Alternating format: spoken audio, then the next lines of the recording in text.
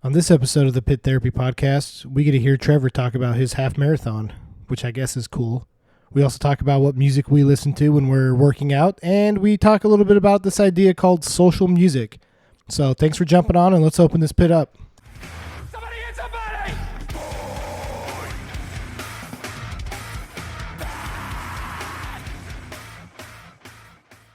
Alrighty. Well, what's up, man? Thanks for everyone out there in the ether jumping on to listen to us talk tonight. So, how you been, dude? Good, man. It's been a busy weekend, but really good. I think this is probably the fifth midweek episode that we're doing now. Is that where we're at? Sure. I think Math was something like never my that. strong suit. Yeah, we've established that multiple times. We made that very clear how stupid Kyle was. Don't ask me numbers questions. Bro, I'm not saying you're stupid, but the math numbers they're out Look, there dude, sometimes. But. I've always told this, and I always have said this to my little brother, because my little brother scored it was like a 30 on the ACT. I'm not entirely convinced that he didn't cheat on it, and he swears he did it. But that's a pretty high score, right? Isn't like the max like 32 or 33 or something like that? That's a way high score. I know. I'm pretty sure I might be wrong, or he's got me fooled, either one, but I'm pretty sure he scored like in the 30s on his ACT. But you know my little brother. He's the dumbest kid we know, right? Listen, there is something to knowing how to guess, right? Oh, sure. Like there are educated guesses, and I could easily see your little brother being able to figure it out to the point where he could make good educated guesses. I mean, in all honesty, my little brother's like, he's pretty smart, but he's also like super dumb. Right? It's funny how like those two things can coexist in a single person, you know? That's hilarious. It's not that your little brother's doing this, but it's like that's Wonder Year song with the kid with the dreads telling everyone he's smarter on acid.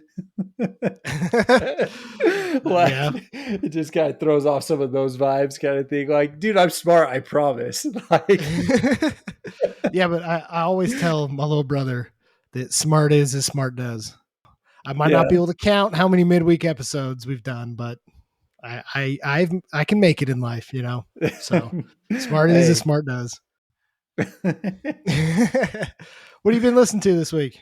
So yesterday actually, I ran a half marathon, and I had like planned a whole like playlist I put together and everything like that. And I got up to the top. It was through a canyon, and my cell service was out. So I had to go back to a downloaded record, and 4 Year Strong Brain Pain Deluxe Edition carried me through 10 miles of a half marathon. There you go. So I was jamming that until I got out of the canyon, and then it was just on shuffle at that point. So a lot of pop punk just to get me through there. But I was going to ask, like, what is your workout music? It honestly kind of depends on the mood I'm in. Most of the time. So I think we've talked about this. I'm a big playlist guy. Like, Yeah. if it's an album that I like, I throw it in a playlist. So I have like, just for example, my like heavy music playlist has 1,300 songs on it, and I just throw it on shuffle. So that's usually what I work out to is like heavy music. It's usually like hardcore music, maybe the few metalcore bands I can actually stand thrown in, and then I just throw it on shuffle, and that's what I work out to. Sometimes when I'm like riding the bike, I might throw on something that's a little less aggressive, like my pop punk playlist, which is 1,200 songs. And then if I'm kind of just like in an in-between mood, I'll do my post-hardcore playlist, which is 1,300 songs, and I just throw all those on shuffle. Okay. So yeah, Now, most of the time it's my heavy music playlist. Yeah. now let me ask you this though. What is the time of day you're typically working out? I usually work out like after I pick my kids up from school, so like 4ish. Okay. So it's in the day, like it's Yeah. afternoon time. Can you drop that heavy music playlist on I had to be up to the racetrack at 4:30 in the morning. Well, first of all, I don't think I've ever woken up at 4:30 in the morning. So the answer to that is no. But I have no problem putting heavy music on in the morning. Really? None. Yep. See, there's something about it. I don't know. It's just like my headspace or what it is. But anyone who's like screaming at me like 4:30 in the morning, I'm just like, F you, man. Like, I'm not doing Yeah. this. So like it So has what to do you do be then? Yeah, but how does okay, so what did you put on then? 4 year strong. Uh, I mean, okay, that's all right. I don't know that getting up at 4:30 in the morning, I would be in the headspace to like run. What are half marathons? 15 miles. It was 13.5, Okay, 13.6. okay, so 13 and a half miles. I don't know that I could get in the right headspace mentally if I'm not pissed off listening to pissed off music that Yeah. early in the morning. So I would absolutely have to put that on. Okay. Well, we've already established I'm weird. I have to go get something checked out by my doctor. But like that music, like it drains me. Like I can't listen to that heavy of music that early on in the day because like it's just like I get exhausted from it. So I had to like scale it back. I had to find something where not screaming, but still kind of upbeat, something to keep me going. So pop punk, like it like scratches that itch for me. You know what I Mm, mean? yeah. So like that's what I actually mostly listen to. Mostly running. If I'm lifting, yeah, I put on something heavy most of the time. But running's different. So yeah, like I think where we would disagree is the 4:30 in the morning part, right? Because I think I would have to put heavy music on. Now, if it's my normal workout and I'm doing like cardio or something on like a bicycle or running, then yeah, pop punk seems very appropriate Okay. in that moment because it's more of like it's not necessarily about like getting me into a headspace where I have to like really push physically like weights that I feel like heavy music helps so much with. Sure. But like just pushing myself from a cardio or like a conditioning standpoint, I think pop punk's a great choice for that. And I think like the faster pace, the more upbeat the music is, it actually kind of keeps me motivated to like keep moving a little bit quicker than I might. Like I've tried running to like some like chill music before too.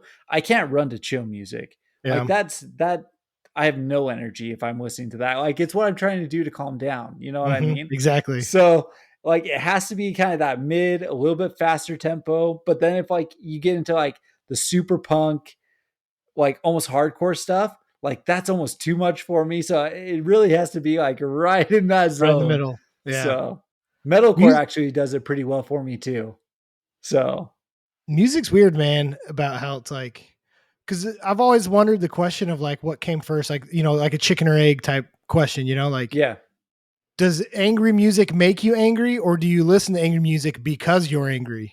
I mean, you keep reading all of these studies that it's like metal heads or metal music makes people happier. Yeah. You know what I mean? So like there's something about hearing someone scream about someone's head getting ripped off that you're just like, okay, cool. Like I'm good now. Like, sure, Yeah. that dude understands me. Well, it's the same discussion with video games. Like, they've for 20 plus years they've been trying to pin like violence and stuff on video games, but like they can't ever necessarily prove that. Like, there's no direct correlation of like violent video games and violent people, Right. and it's honestly the same with like aggressive violent music. Is there's really no correlation between if you're like, are you a like angry person and because of the music? Because that, and the reason why I thought of that right now is me and my wife were watching that new Elvis movie. Have you seen Okay. that? Yeah. It's terrible, by the way. Really? I I liked couldn't, it. dude. It jumped around so much. I thought I was watching like a Christopher Nolan movie. What's going on here? Now I just lost my train of thought. What were we talking about? I don't know where you were going with Oh, this, to be honest. okay. Neither do I. Anyways, that's. All right. Well, What am I totally with blank, dude? I don't know. yeah, I mean, more or less back to just like workout music versus early morning music and stuff like that. Like, I built all these playlists and stuff like that, and then I end up just going back. But what I was telling you, like when we started talking about like running and things like that, is you talk about putting on a playlist and being able to just like skip songs and just have it bounce around and things like that. I can't do that. But it's because like pretty much my workout now is running. I don't do much else besides running. And I've started to like make paths around my house where I'm like, okay, if I want to go 4 miles today, I go here. If I want to go 7 miles today, I go here. but I'll find an album that correlates to how fast I want to get that done with. And I try to beat the album getting home. Mm. So like Brain Pain was an hour and 2 minutes. And so on my run yesterday, I'm like, I need to get 9 miles in by the time this thing's done. Because like that is like the pace that I wanted to keep. And if I got to mile 10, because the first mile was something else, but at mile 10, I'm like, I'm in a good pace. And like it actually hit like almost right at mile 10. Like I kind of know my pacing and That it kind of helps. seems way too complicated. It probably is. It's probably way too analytical for all that we're doing. But I'm also probably more of the analytics guy on this than any of us. I mean, you're kind of talking about running 10 miles, and I'm already out on that. So the most running I do is when I run to the ice cream store to buy some ice cream. Bro, I did not train enough for this thing. I will say that. I'm doing the old man shuffle right now where like my knees won't bend. So I'm just shuffling my feet around the house. Going down my stairs, I'm like 2 hands on the rails, like skipping downstairs. So honestly, doing this podcast with you and Josh has like super motivated me to get into shape. Because I was like, there's no way that I'm going to be the fat guy on this podcast. It's not going to happen. So no, we're all in pretty good shape. I mean, Josh is stupid with what he does, right? You could run circles around him though, right? I mean, he could throw you through like time and space, but you could run circles around him. Right. Yeah. I mean, I would hope.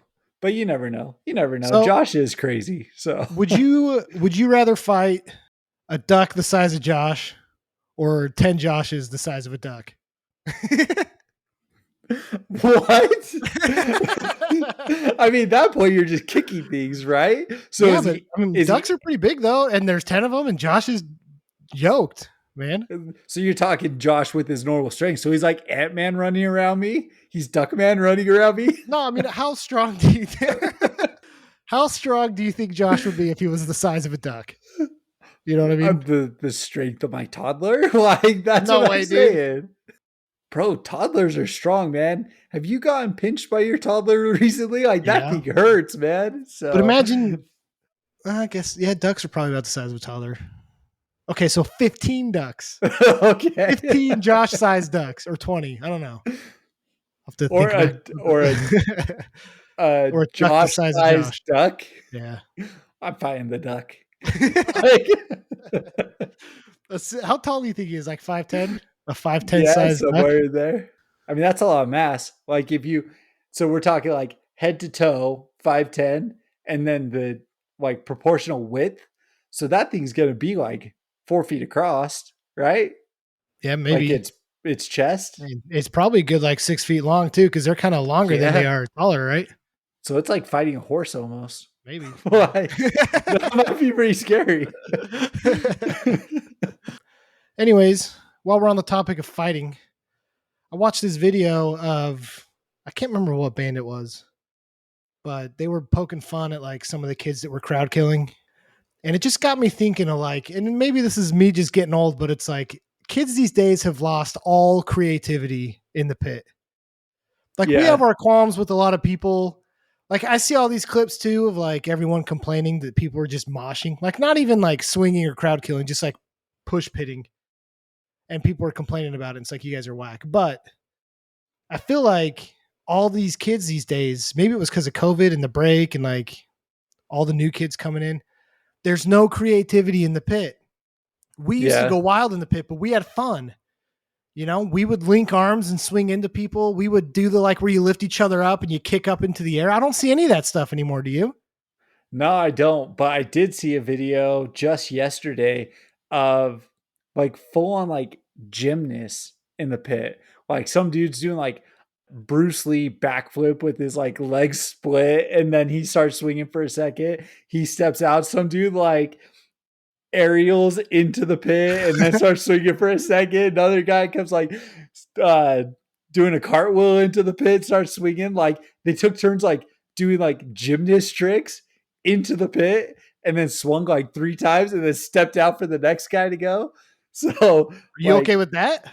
I mean, like, I'm the guy who's probably sitting at the back, and like as soon as he gets a little bit too close, like pushing him forward. I've just not tried to like time a spin kick. Right? right when he's trying to flip. No, I'm just kidding. I wouldn't do that. I mean, here's the thing, right? Like they took up the entire pit doing Yeah. flips and stuff. Right. Like, Doing one is okay. Like we used to have a friend that could do a backflip and he would do a Right. backflip in the pit, but he would only do it once. And then after that, it's like, yeah, the novelty's worn off. yeah, and that friend also didn't swing. So like he would kind of wait until it was like just open and no one was doing anything, and then just go do a backflip and then walk away. Like it was just like one of those things. So, but no, I get what you're saying. The creativity of going 2-man cartwheels is gone. Yeah. Yeah. The back to back where you lean forward and the person on your back kicks up, that's gone. Yep. I remember doing that one. Yep. And then we talked about what band was it? Was it Parkway or A Day to Remember, where we were like linking hands and like swinging, and then you kind of threw. It might have been me. I swear it was you. Yeah, and I'm pretty sure it was A Day to Remember. But we did like the X where you link up hands, and then we were spinning in a circle and just like steamrolling. Yeah. And smashing people. And then I knew the breakdown was coming. So I like twisted my body and just threw you and like spun like a frisbee and like slammed into the side of the pit. But like those were the good days of like being creative. And I don't know what has caused this like lack of creativity. Maybe it's people just trying to act too tough, but I've seen all these clips of guys just like straight up punching. And it's like, okay, whatever, but like have some creativity, have some like, some self-value of yourself in that pit and do something fun and creative. Don't just, punching is so like, that's so like, what's the word? Like basic, Yeah. Maybe it's a symptom of better phones. Maybe people started getting filmed and realized how dumb they looked. Going back to back, donkey kicking off their friends. And they're like, I can't be the next meme. Kind of thing. But that was the whole point. I understand. The whole point was to like have fun and look stupid and do that stuff. Exactly. I mean, I'm sure every friend group has it, but we have where we would pull our bangs down and back kick and front punch at the same time from our one friend. Yeah. So like, I'm sure everyone has the silly move that like their friend group does, like mocking someone, People are too cool these days. I know, and it's frustrating and it's kind of sad because it's like even some of these clips looking at people, it's like, do people even dance anymore? I swear half the time it's people just like running around the circle of the pit, just punching you. Yeah. And it's like, are you even like, you're not even dancing anymore. Right. Like, you're just throwing a punch. And like, I get like, there's DIY shows that are like super crew driven and that's just like what you signed up for. And like, okay, whatever. But like all the shows we went to, all the crews we hung out with, it was always still like creativity and fun. Yeah. And goofiness, Yeah. And I miss that. And I don't know how we bring that back, I mean, honestly, a couple 33-year-olds going in and donkey kicking is probably what starts to bring it back. Like when you coming up next, like what show are we going to where we implement some of this stuff again? I remember going to a couple shows out of town and the way that people were dancing, the way people were moshing, it was all two-stepping. And everyone kind of kept their own space and they kept doing their own thing and they tried not to like bump into each other. So it's almost like the opposite, right? Today you have like the over the top crowd killing. You literally are walking around the side of the pit and you're just swinging at people and just like hitting people as part of crowd killing, or everyone's two-stepping and trying to keep their space. What I like is how we always grew up. It's like actually swinging. The bigger guy hits the smaller guy. You know what I mean? Yeah. And then like, if you're the smaller guy, like you bide your time, you start to figure out where you fall in the whole hierarchy of everything. I'll be honest. This just happened to me at No Bragging Rights. There was a couple bigger dudes who I got clipped right in the chin, right off the bat. And I'm like, if they're in the pit, I'm stopping it to the side for a second. Yeah. I'm going to swing when I can, but I'm going to step to the side. But you have to find that balance, because I remember going to a couple of those out of town shows. I think Josh was with me and everyone's two-stepping and minding their own business. And I was like, screw this. And same thing, right? Like Josh like grabs me and throws me into a couple of them and we start swinging. And then everyone gets a little bit more rowdy. Yeah. What else you got, man? So you're a basketball guy. I'm a basketball guy. I saw a video today of Victor Wembanyama. If you don't know who he is, he's the Yeah. rookie sensation who just came out of France. I didn't know how you pronounce his name. I always said Victor Chumbawamba, but We'll just call him Wemby for short. But dude, this guy is insanely flexible. So he's 7'2", and he's like doing full on like splits and stuff like that in training videos. So what stretching are you doing before shows? Because today, man, I can't really even like get out of bed without stretching. yeah. Like it's so bad. But what kind of stretches do you do before shows? I mean, it's kind of funny because it's like, kind of going back to what I asked too about the, being creative with moshing, but it's like my dance style has changed as I've gotten older because my body can't keep up. Yeah. Doing way less spins, way less kicks. So honestly, stretching is mostly just like shoulders Okay. and stuff so that I'm not throwing out shoulders as I'm swinging. Yeah, I don't know. Hip flexors are a good one because those like mess my back up really bad. So I'm usually stretching those out before. Dude, I've got the worst lower back of all times. I'm pretty sure my back went out for the first time when I was like 16. Like I'm like cursed with a bad back. So Your back's got Benjamin Button's disease or something. oh dude, it's so bad. It's so bad. But no, I have to like full on stretch my hamstrings, stretch my glutes. Like I've got to do all of that lower body stuff. And that's just like go two stepping. You know what I mean? Like Right. it's bad. So I do my full on run stretches before I even go to a show. I gotta like totally loosen up. Yeah, I'll let you know because I go see No Bragging Rights next Monday.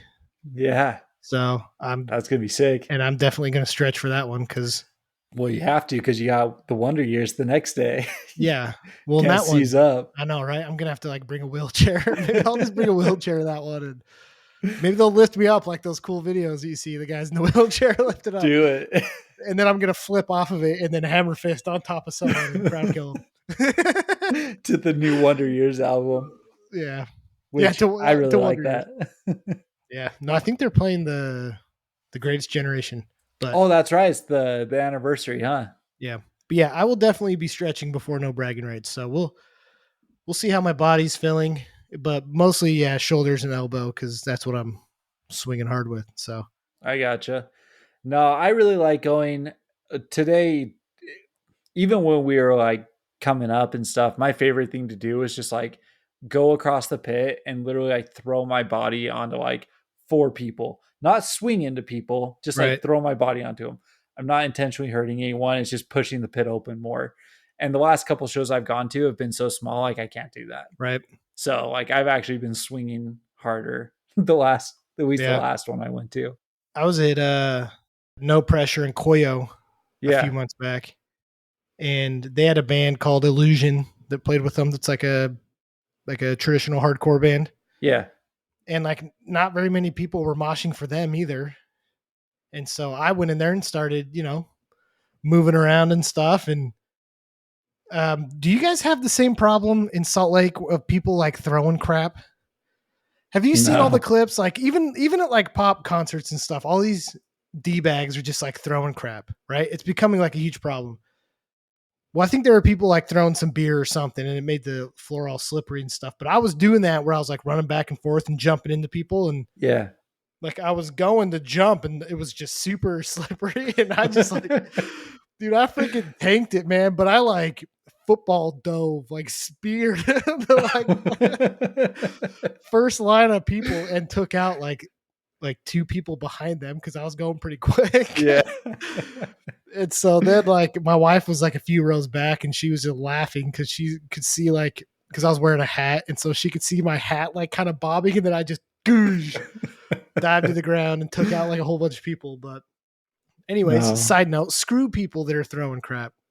Yeah. If I see it again, I will actually crowd do kill this. Yeah, I'll do this straight up crowd kill. I'm just gonna punch you square in the throat. So that's so annoying. Yeah. I mean, granted, I haven't been to a ton of like rowdy shows lately. Like, so I went and saw No Bragging Rights. Before that, I went and saw Thrice. And then before that was Fourier. And so like those, like, especially the thrice 20 year for Artists in the Ambulance, it was a very tame crowd. You know what I Sure. mean? I mean, So we'll everyone have to there's see. going to see that with a walker. So Yeah, exactly. Everyone's there with their kids. So right. like like it wasn't crazy at all kind of thing. But we'll have to see. We've got some shows coming up here in the next month or two that are going to be on the more rowdy side of things. I'll be interested to see if maybe during Yeah. those it's more relevant. So let me ask you this, because I've said it before and I'll say it again. I'm super into ska music. Are you down for a skank dance? I would skink. I mean, Yeah, listen, anyone who says skinking's dumb, you can't two step. Because if you two exactly. step and you can't skink, like it's the same thing. Well, no, All I'm you're like, doing is you're standing up more upright. Like no, it's the same no. thing. Like, I think historically, like, I'm being dead serious here. I seriously think historically, two stepping to hardcore music came from skank dancing, because you used to actually skank dance to punk music back in like original punk music back in Yeah. like the 80s and 90s. You would skank dance back and forth in the pit. Yeah, 100%. And then I think ska with their like checkered shirts and fedoras took it over. But Sure. Yeah, yeah, no, they definitely like so, yeah, they if you have took a the if you hate style. if you hate skank dancing but you'll two step, like there's something wrong with you, you know? Yeah, it's the same thing, right? So now it might mean something different to you, right? And so that's a completely different argument. But to just be like, no, I just don't like it because it's not cool. If you're two stepping and saying that, you're contradicting yourself because it's the Okay, well, exact same thing. if you're into hardcore or punk music and you say you don't like ska music, I don't believe you. Like, look, it's 2023. We can all be open about it. Ska music is cool. Just accept it, right?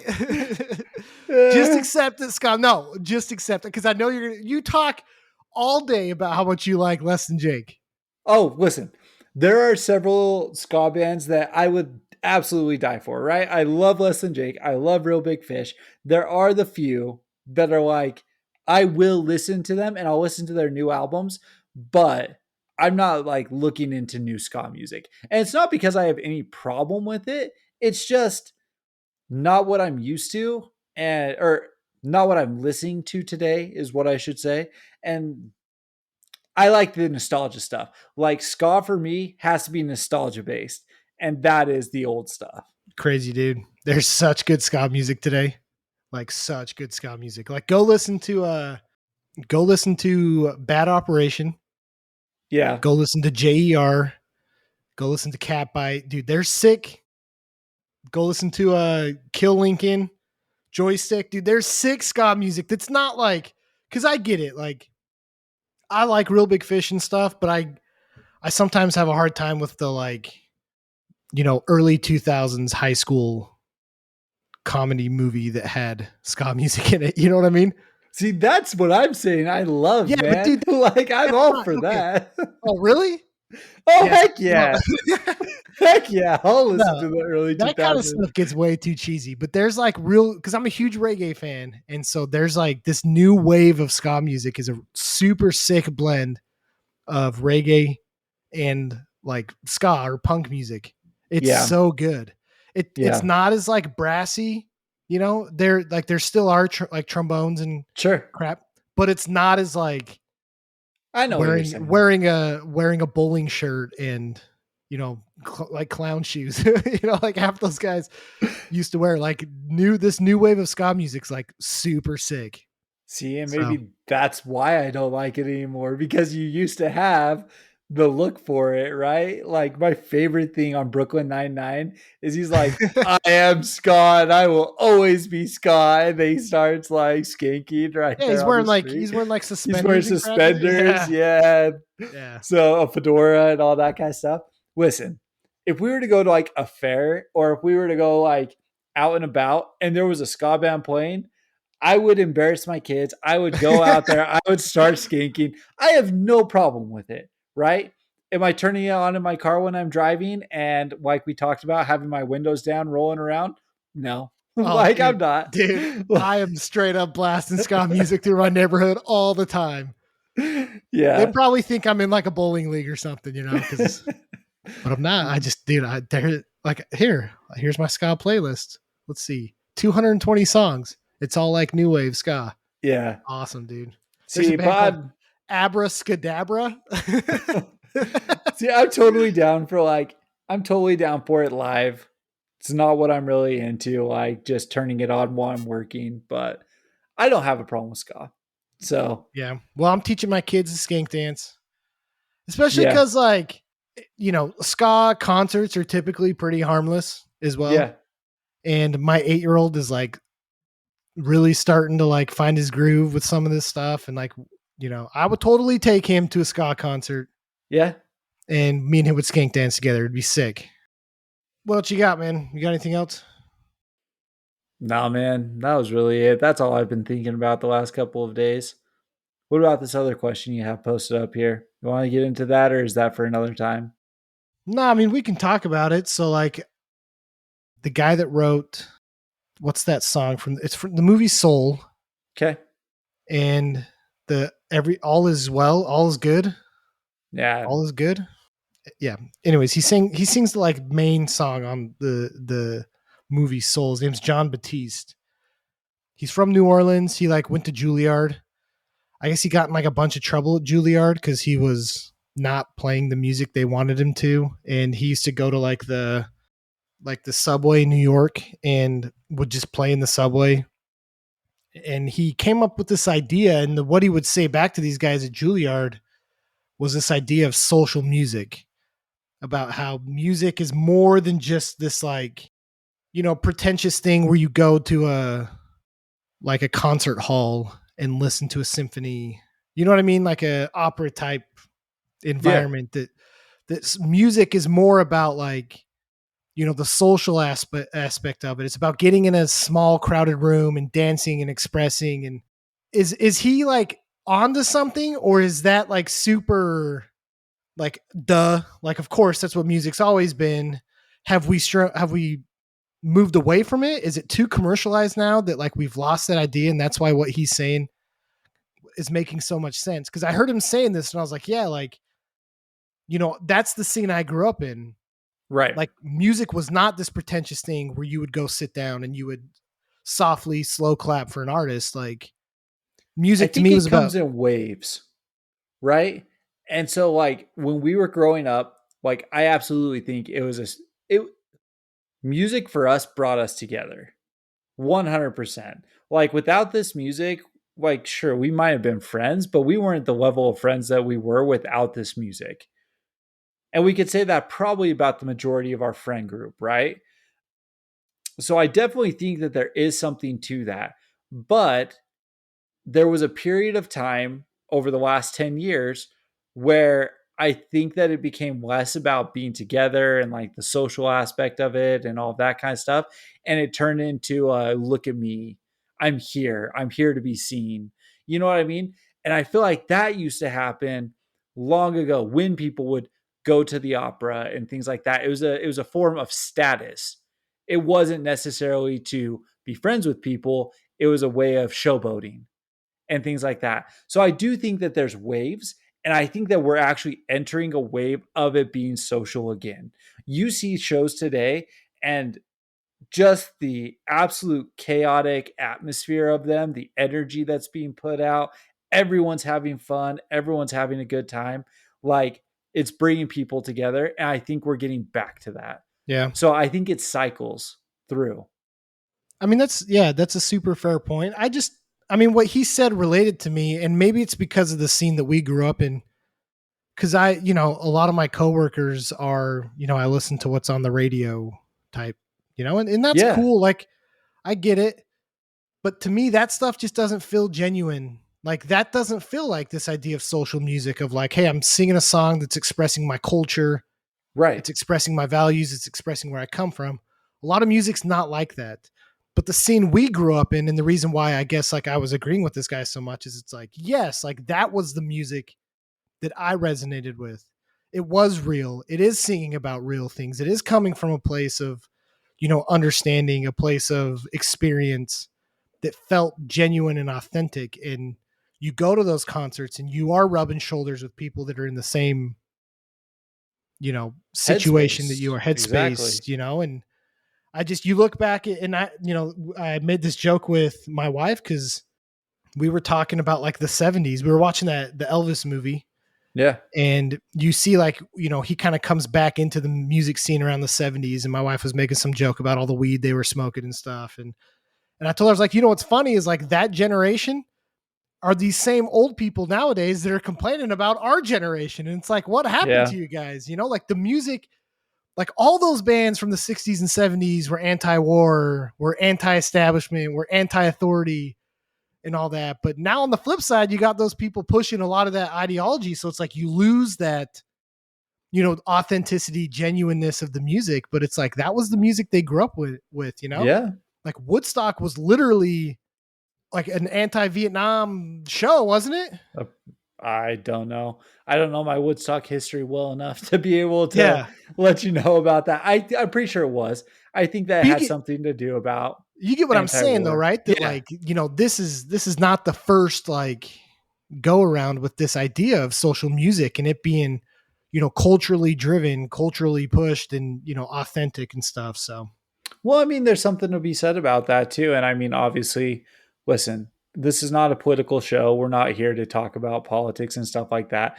But just like even North Korea, right? Controlling media in general, that's also including music because there's something about music that yeah. brings people together, inspires people, can cause people to start writing, you know, like all sorts of stuff. Like that Woodstock 99. Exactly, right? So there's something to be said about controlling people and also controlling the media they consume, which also involves music. So I absolutely believe in the idea of this social music and bringing people together, and it creates culture, it creates community and things like that. And I think that the alternative scene is a perfect example of that, right? We have subcultures all throughout the scene. You have the black metal guys who are corpse painting it up on the weekends, you know, Yeah. like I'm not going to paint my face white, right? But I'm not part of that culture. You know, I'm not Yeah. part of that scene. You know what I mean? But I sure as heck will throw on, you know, a black hoodie with some shorts and my sneakers and go and start swinging at people, right? I'm part of that culture. Yeah. Like there's something about it. So no, I get what he's saying, and I completely agree with that. But I do think that it comes in waves. I do think that at some point in time, people just maybe not vibe with what's coming out at that time, and they go back to the radio or back to the popular music, and it's just like, sure, whatever's on. But something eventually hits you where you're like, yeah, no, I want to be part of that. Yeah. So For sure. no, I get that for sure. Side note, real quick on Soul, Trent Reznor did some of the songs on that. That's cool. Yeah, I just pulled it up just to see if I could figure out what song you were talking about. But yeah, he's on there several times doing some of that music. So that's super interesting. But Did you not find the song? I mean, they have It's all right. That's what it's all right. Yeah, 28 million plays. Yep. So that's the popular one. Yeah. So Yeah. So But- yeah, the guy that wrote that, John Batiste, go read a little bit about his, you know, this idea of social music. It's pretty cool. And I mean, we've talked about like the international scene, you know, Yeah. it would be cool. We're talking about Dropkick Murphys coming up, yeah. you know, so I'm all about, you know, people bringing in and integrating their culture and stuff like that into, Which, by the into way, we're music we saying listen to. Dropkick Murphys. We should probably fact check ourselves and make sure that they're actually Irish or they're not just, what's the word, propagating the They're Irish. from, yeah, no, like culture appropriation or whatever. Yeah, exactly. They're from Boston, but I'm pretty sure they're like Irish descent at least. I don't know. Sure. I guess we'll find out. We'll find when out we've as done we actual research a little bit on more. the Like episode, but the Floggy Molly guys, I think that they actually have a couple guys from back over there, but I agree. be interesting to see if Dropkick is the same way. I mean, huge Irish influence in Boston. So, Sure. hold on. Okay. American, man. This is a very American take, bro. I know, right? But okay, we might, I mean, I'm sure we'll get into this, but like, I don't think they call themselves Irish. Can you only play a bagpipe if you're Irish? I don't know. I mean, my wife's cousin married a girl who's a big accordion player, and she's not from where's accordion popular back in Sweden Oh, during like the polka dancing and stuff like that. polka's So, German, isn't it? oh, you're probably right. You're Yeah, probably right. polka's Polka. German. Yeah. So, but yeah, I mean, anyone can play any instrument, but I don't think they're claiming to be Irish. Maybe they are. I mean, I think they sing. I don't know. Tune in on the next episode to find out. We will. I'm going to write it down. We will have that answer if they are culturally appropriating the Irish, the culture, Irish, or if there is merit behind what they're doing. oh, Tune in. man. It's gonna be fun. I Yeah. really like Dropkick. I like that kind of music. I like the Irish punk music. You got Flogging Molly I just mentioned. There's the Swellers. There's a few of those bands that I really like, Yeah, so but I'm excited for it. Dropkick did it just so good. Be honest, I was always Flogging Molly. Oh, really? Yeah, Flogging Molly over Dropkick was my jam. I just felt like Dropkick definitely had more punk roots, and Flogging Molly was a lot more on the folk side. I think so. I also wasn't heavy into punk, like legitimate punk. Yeah. You know what I mean? I listened to it, but there was a lot of other stuff I was listening to, and I actually listened to a lot of folk music. So I think that's probably why I ended up trending that way. I mean, historically, folk and punk are probably cut from the same cloth, Probably. I don't know that there Again, would be punk music without folk music. So we're also not music historians, so we're pulling a lot of this true. from our butts right now, Yeah. and just throwing out wild claims. So Look, anyone who actually knows what we're talking about, feel free to chime in. believe me. Okay. I know. I know.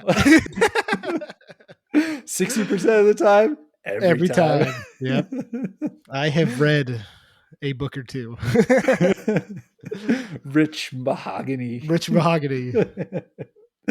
Which, if people don't understand those references, you Shame probably on can you. stop with watching our channel.